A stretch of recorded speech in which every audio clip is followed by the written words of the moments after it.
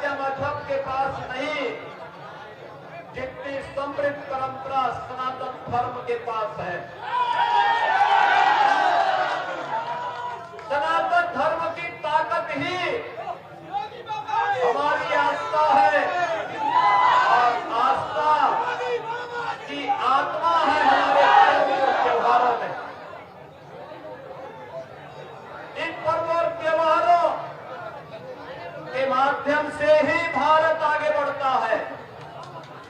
पूरे देश के अंदर उत्तर से दक्षिण तक, पूरब से पश्चिम तक वर्ष भर उत्साह और उमंग के साथ इन उत्सवों के साथ जुड़ने का अवसर भारतवासियों को प्राप्त होता है। और इसीलिए तो भारत की पौराणिक गाथा इस बात को कहती है कि दुर्लभम भारते जन्म मानुषम तत्र दुर्लभम, यानी भारत में जन्म लेना दुर्लभ है और उसमें भी मनुष्य के रूप में जन्म लेना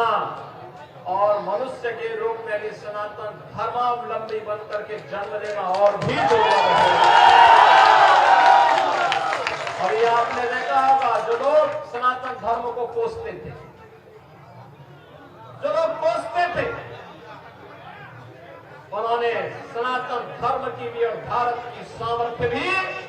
प्रयागराज महाकुंभ के माध्यम से देखी। 66 करोड़ से अधिक श्रद्धालु एक साथ एक घाट पर आकर के त्रिवेणी के महासंगम में आकर के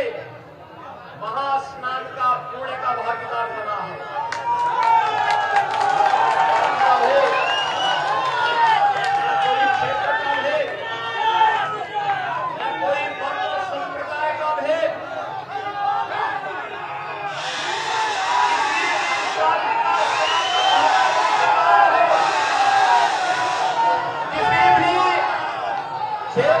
सनातन धर्मावलंबी रहा हो,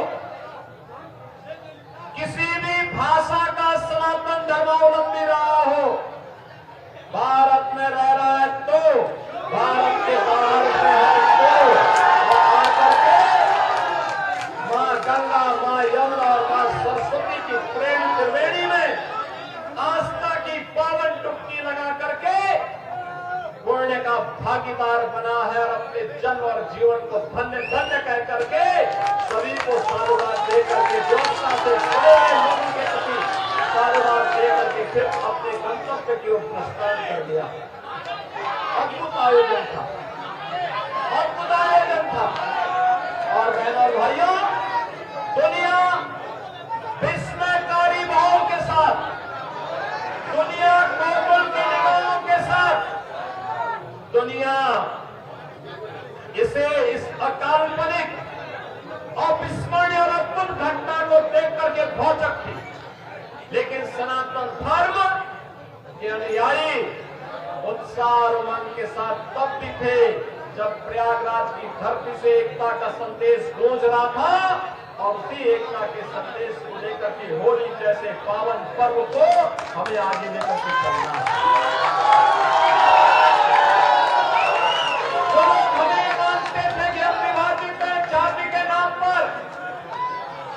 छूत और अस्पृश्यता के नाम पर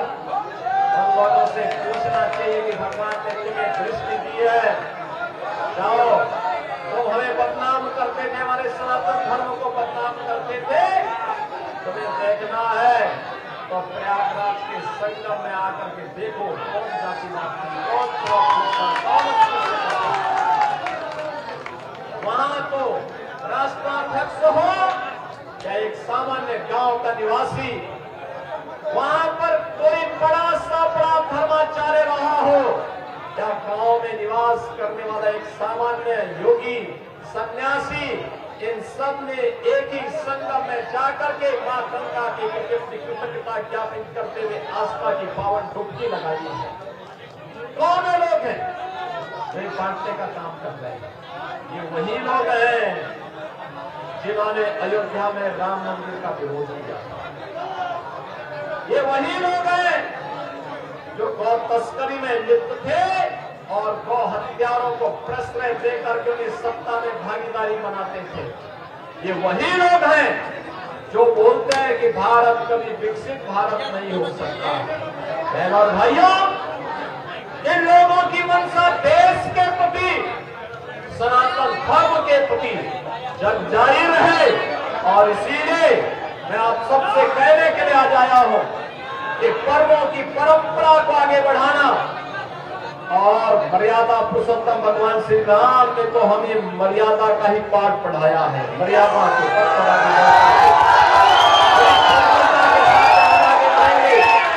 लक्ष्मण रेखा का उल्लंघन स्वयं नहीं करेंगे। प्रयागराज महाकुंभ ने संदेश दे दिया है, 66 करोड़ 30 लाख से अधिक श्रद्धालु आते हैं, लेकिन एक भी छेड़छाड़ की घटना नहीं, एक भी लूटपाट की घटना नहीं, एक भी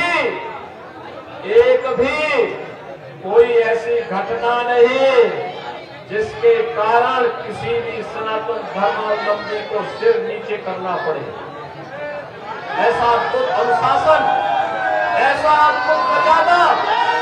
ऐसी अद्भुत क्षमता जो प्रयागराज में हम सबको दी है। और आज इस अवसर पर जब होली जैसे इस पावन रंग भरे उत्साह और उमंग की होली के साथ जुड़ने का अवसर आज हमें प्राप्त हो रहा है, लगभग 100 वर्षों की इस परंपरा को एक और दुनिया के सबसे बड़े सांस्कृतिक संगठन राष्ट्रीय स्वयंसेवक संघ की शताब्दी महोत्सव का यह वर्ष है,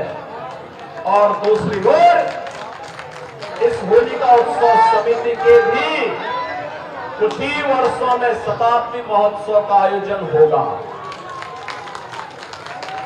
जिस मर्यादा के साथ, जिस पवित्र भाव के साथ ये कार्यक्रम आगे बढ़े हैं,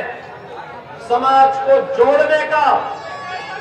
होलिका उत्सव समिति का आयोजन भी उसी समाज को जोड़ने का एक सशक्त माध्यम बने। हम परस्पर गले मिलेंगे, बैर भाव को विस्मृत करेंगे, विकृतियों को तिलांजलि देंगे।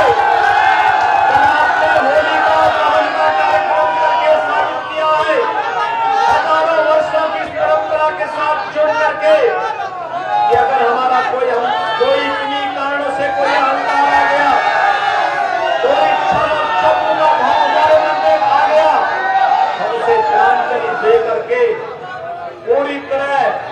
उसको भस्म करने का काम करेंगे, जैसे होलिका दहन के कार्यक्रम के माध्यम से किया गया। बहनों और भाइयों, याद रखना सनातन धर्म का एक